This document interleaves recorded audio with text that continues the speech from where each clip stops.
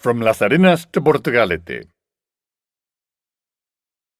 Ladies and gentlemen, welcome to the mouth of the Nervión y Baizabal River Estuary, or, as it is more commonly known, the Ría de Bilbao.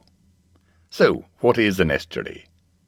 It's a branch of the sea that stretches inland along a river and is subject to the rise and fall of the tides.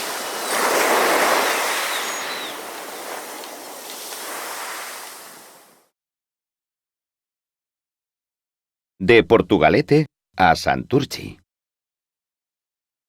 Para seguir con nuestra ruta a través de la ría del Nervión y Baizabal, pasaremos por debajo del majestuoso Puente de Vizcaya, también llamado Puente Colgante, y declarado Patrimonio de la Humanidad por la UNESCO.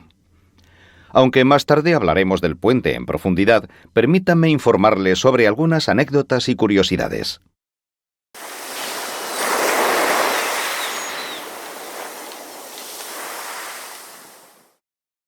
De Santurtzi au port de Plaisance.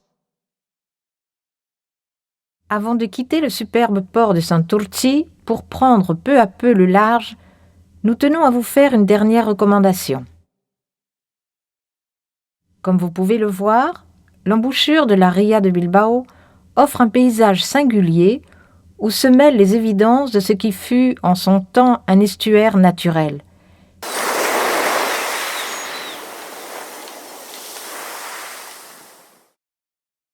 Kirol portutik Bizkaiko zubiraino. Getxoko historia Behe Erdi Aroan hasi zen, eta Andramariren elizaren inguruan kokatzen da. Hain urrun ez dauden sasoietara arte, itsasoko bainuak modan jarri arte, udalerriko biztanleak, nekazariak, abeltzainak eta arrantzaleak ziren. Azken horiek Algortako auzoko portuan kokatzen ziren.